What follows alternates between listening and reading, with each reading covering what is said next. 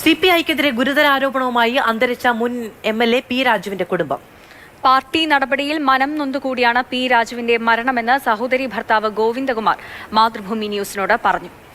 സാമ്പത്തിക ക്രമക്കേട് ആരോപിച്ച് നേരത്തെ പി രാജുവിനെ തരം താഴ്ത്തിയിരുന്നു. നടപടി ലഘൂകരിക്കണമെന്ന് പറഞ്ഞിരുന്നു എങ്കിലും ജില്ലാ നേതൃത്വം ഇടപെട്ടില്ല എന്നായിരുന്നു ആക്ഷേപം. പ്രതികരണം കാണാം. രാജുചേട്ടൻ ഇങ്ങനത്തെ ഒരു അവസ്ഥയിലെത്താനും ഇത്ര പെട്ടെന്ന് വീക്കാവാനും മരിക്കാനുള്ള കാരണം പുള്ളിക്കെതിരായിട്ട് നടപടികൾ തന്നെയാണെന്ന് ഞാൻ വിശ്വസിക്കുന്നുണ്ട്. പാർട്ടി നടപടികൾ പുള്ളിയുടെ പേരിൽ വലിയ വലിയ തുകയുടെ ആരോപണം പറഞ്ഞു. അത് കഴിഞ്ഞിട്ട് അത്ര ഇല്ല എന്ന് പറഞ്ഞ് ആരോ കണ്ടുപിടിച്ചെന്ന് പറഞ്ഞു. ഇതൊക്കെ പറയണതല്ലാണ്ട് ഞങ്ങൾക്ക് കുടുംബക്കാർക്ക് യാതൊരു രേഖയായിട്ട് ഒന്നുമില്ല.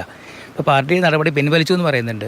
ആരൊക്കെയോ കൂട്ടിയിട്ട് നടപടി എടുക്കുമെന്ന് പറയുന്നു, തരം താത്തിയെന്ന് പറയുന്നു. എന്നല്ലാതെ ഇതുവരെ ഇന്ന് രാവിലെ വരെ ഞങ്ങൾക്ക് കുടുംബക്കാർക്ക് ആർക്കും ഒരറിവുമില്ല ഇത് പിൻവലിച്ചതായിട്ട്. പക്ഷേ ഇപ്പം ഇന്ന് മാധ്യമങ്ങളിലൂടെ കാണിക്കുന്നുണ്ടെന്ന് പറയുന്നു. അതായത് തിരിച്ചെടുത്തു എന്ന് ഞങ്ങളാരും അറിഞ്ഞു, കുടുംബക്കാരും അറിഞ്ഞിട്ടില്ല. ഇപ്പം ഈ ചടങ്ങിന് തന്നെ അവർ പലതും പറഞ്ഞിരുന്നു. അവിടെ കൊണ്ടുവയ്ക്കണം, ഇവിടെ കൊണ്ടുവയ്ക്കണം, DC ഓഫീസിൽ വെക്കണം എന്ന് പറഞ്ഞു, പല ബോഡി കൊണ്ടുവയ്ക്കണം എന്ന് പറഞ്ഞു. അപ്പോൾ ഞങ്ങളതിനെ എതിർത്തു. പറ്റില്ല, പൊതുപ്രദർശനത്തിനായിട്ട് ഇവിടെ ടൗൺ ഹാളിലും അത് കഴിഞ്ഞ് വീട്ടിലിരുന്നോട്ടെ, വേറെ എവിടെ കൊണ്ട് കാണിക്കാൻ പറ്റില്ല എന്ന് പറയേണ്ടി വന്നു. കാരണം വേറെ ഒന്നുകൊണ്ടുമല്ല, കാരണം ആ പുള്ളി അത്രയ്ക്ക് മാനസികമായ വിഷമം കൊണ്ടാണ് ഇത്ര വീക്കായത് പെട്ടെന്ന്. ഒരു പക്ഷേ ഇത്ര പെട്ടെന്ന് പോകാൻ കാരണം ഞങ്ങൾ കരുതുന്നത് ശരിയാണെന്ന് പറയുന്നില്ല, ഞാൻ വ്യക്തിപരമായിട്ട് ആരെയും ആക്ഷേപിക്കാനുമില്ല. പക്ഷേ ഞങ്ങളുടെ വിശ്വാസം ഈ നടപടികൾ അത് നടപടി തിരിച്ചു എല്ലാം ഇത് കൺട്രോൾ കമ്മീഷൻ അടക്കമൊക്കെ തിരിച്ചു പറഞ്ഞു, കുഴപ്പമില്ല, കണ്ടുപിടിച്ചു, ഇത്രയൊന്നും ഇല്ലയെന്ന് കണ്ടുപിടിച്ചിട്ടും ഈ വലിയ തുക, ജീവിതത്തിൽ കാണാത്ത തുകയൊക്കെയാണ് പുള്ളിയുടെ പേരിൽ ആരോപണമായിട്ട് ഉന്നയിച്ചേക്കണേ. ജില്ലാ നേതൃത്വം ആവശ്യപ്പെടുന്നു DC ഓഫീസിൽ പൊതുദർശനത്തിന് വെക്കണം. ജില്ലാ നേതൃത്വമാണോ ആരാന്നറിയില്ല. എന്നോട് 2-3 പേര് ഫോണിൽ വിളിച്ച് ചോദിക്കുകയാണ് ചെയ്തേ, ഇങ്ങനെ വെക്കണമെന്ന് പറഞ്ഞു. ഞാൻ വെക്കില്ല എന്ന് പറഞ്ഞു. ഞാൻ പാർട്ടിക്കാരനല്ലാത്തതിൻ്റെ പേരിൽ പാർട്ടിയുടെ നേതൃത്വത്തിൽ കുറേ പേരെ ഞാൻ അറിയില്ല, കുറേ പേരെ എന്നെ വിളിച്ച് ചോദിച്ചു, പറ്റില്ല എന്ന് പറഞ്ഞു. ഞങ്ങൾ സംശയിക്കുന്ന കുറച്ച് ആൾക്കാരുണ്ട്, അവരാ കാരണമാണ് നടപടി വന്നതെന്ന്. ശരിയോ തെറ്റോ എന്ന് ഞാൻ പറയില്ല, ദൈവം തീരുമാനിക്കട്ടെ, ഞങ്ങളായിട്ട് പറയില്ല. പക്ഷേ അവർ നാളെ ഈ ചടങ്ങിൽ പങ്കെടുക്കരുത്. ഞങ്ങൾ എന്താ പറയുക, ഞങ്ങൾ കുടുംബത്തിൻ്റെ പേരിൽ അഭ്യർത്ഥിക്കുകയാണ്, കരഞ്ഞുകൊണ്ട് അഭ്യർത്ഥിക്കണേ, നിങ്ങളാരും ദൈവം സഹായിച്ചു ഇതിന് പങ്കെടുക്കരുത്. ഇത്ര എനിക്ക് പറയാനുള്ളൂ. ഉദ്ദേശിക്കുന്നത് നിലവിലുള്ള ജില്ലാ സെക്രട്ടറി, അത് ഞാൻ പേര് പറയില്ല, കാരണം ഞാനായിട്ട് പറഞ്ഞാൽ ശരിയല്ല.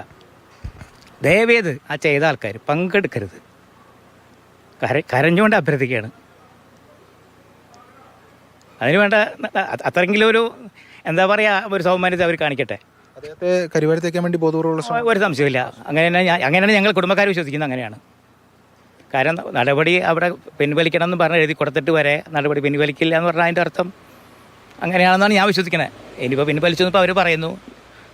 ഇന്ന് രാവിലെ വരെ ഞങ്ങൾക്ക് ആർക്കും ഒരു ഇതുമില്ല. ഈ അവസാന സമയത്ത് ജില്ലാ സെക്രട്ടറി ആരെയും കാണാൻ വന്നിരുന്നോ? ജില്ലാ സെക്രട്ടറി എല്ലാം ഇന്നലെ രാത്രി എങ്ങാണ്ട് വന്നിരുന്നു.